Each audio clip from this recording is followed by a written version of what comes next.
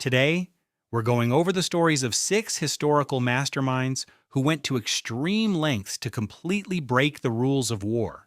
Character 1, Napoleon. Napoleon, Europe did not need one more general. Then Napoleon arrived and suddenly every king on the continent had to check the map twice. His real weapon was not height and definitely not humility. It was tempo, moving faster than panic could organize itself. He was born on August 15, 1769 in Ajaccio, Corsica. Corsican by birth, French by career, and imperial by attitude. At first he was just an artillery officer with bad hair and terrifying math. Then the French Revolution turned Europe into a burning chessboard. And Napoleon realized he was very good at moving the pieces. In Italy, he beat older generals so fast they looked like they were buffering. His secret was speed, concentration, and hitting one enemy before the others arrived. He organized armies into corps, smaller forces that could march separately and smash together, to enemies that felt like fighting one army that kept teleporting. He did not merely win battles, he made opponents feel late to their own defeat. At Austerlitz in 1805, he staged his masterpiece. He pretended to be weak, let the Allies attack, and then broke their center. That battle was so clean it looked less like war and more like a trapdoor. After that, kings who had inherited thrones started fearing a man who had invented one. He became Emperor of the French in 1804 because subtlety was not his hobby. His soldiers called him the Little Corporal, which sounds adorable. Until he invades your country. He also understood morale. Men followed him because victory seemed to follow him first. But Napoleon also had the classic conqueror disease. The map was never big enough. In 1812, he marched into Russia with the Grand Army. Russia answered with distance. Winter, fire, hunger, and absolutely no hospitality. The army that entered as an empire returned as a ghost story. Then came exile, comeback, and finally Waterloo in 1815. At Waterloo, the timing was wrong, the mud was horrible, and Wellington refused to panic. When the Prussians arrived, Napoleon's last gamble collapsed. He died on May 5, 1821 on St. Helena, a lonely Atlantic island that feels designed by someone who hated dramatic exits. Officially, he died from stomach illness, probably cancer. But the legend did what Napoleon always wanted. It refused to stay small. Character 2, Alexander Magno. Imagine being 22 and deciding the Persian Empire is your side quest. That was Alexander. Young enough to be reckless, brilliant enough to make it work. His enemies had numbers, cities, gold, and centuries of power. Alexander had timing, nerve, and the expression of a man allergic to limits. He was born in 356 BC in Pella, Macedonia. His father, Philip II, had already turned Macedonia into a weapon. His teacher was Aristotle, which is basically cheating in the tutorial level of life.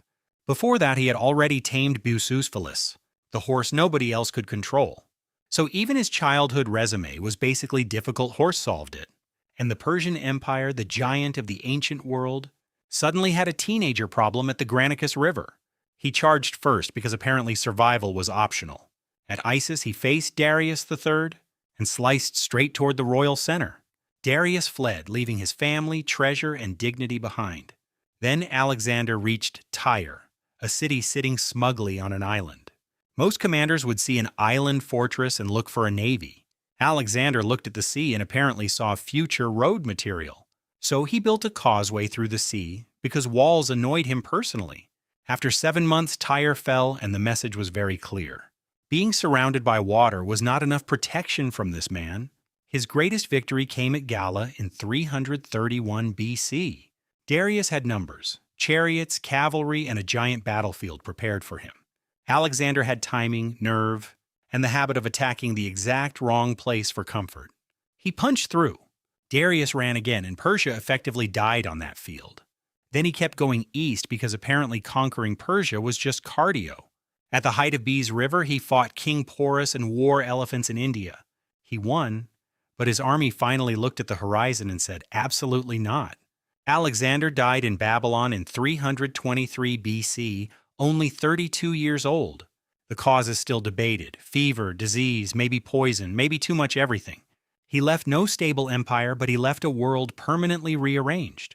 Most commanders win territory. Alexander made geography feel temporary. Character 3, John Zizka. Most commanders need eyes to read a battlefield. John Zizka eventually had none, and somehow that made the story even more ridiculous. He did not command polished knights from a fairy tale. He turned wagons, peasants, and early gunpowder into medieval nightmare fuel. He was born around 1376 in Trochnov, Bohemia. Today we would call him Czech, but medieval Europe was not exactly tidy. Zizka did not look like a perfect knight from a clean painting.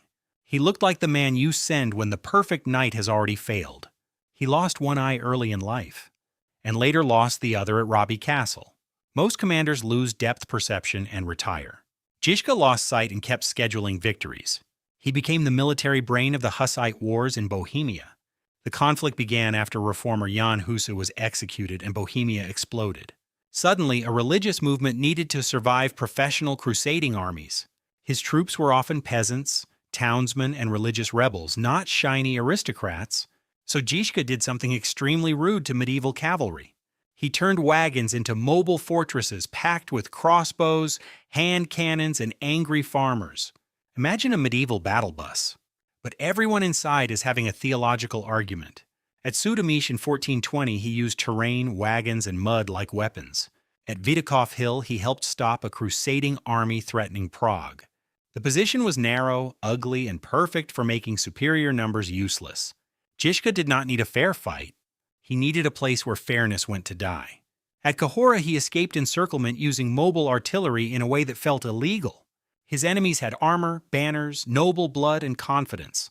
Zizka had wagons, discipline, gunpowder, and absolutely no respect for tradition. That is why he feels strangely modern. He understood systems before romance. He died on October 11, 1424, near Chibislav. Not in a glorious duel, but likely from plague during campaign. Even his death became legend. His followers were called the orphans. Because when your blind general dies, apparently the army still refuses to calm down. He fought the whole world, and the whole world had to adapt. The era of the shiny knight was ending. Path cleared, returning to system root. Character 4, Hannibal. Rome was used to enemies. Hannibal was different. He felt personal. He did not knock on Italy's front door. He climbed over the roof with elephants. That is not strategy. That is weaponized audacity with Frostbite. Hannibal Barca was born in 247 BC in Carthaginian North Africa. He was Carthaginian, raised in a city with one very specific hobby: annoying Rome. As a boy, tradition says he swore never to be a friend of Rome. His father, Hamilcar Barca, had fought Rome and passed down the family grudge. Some families inherit land. The Barids inherited an international incident.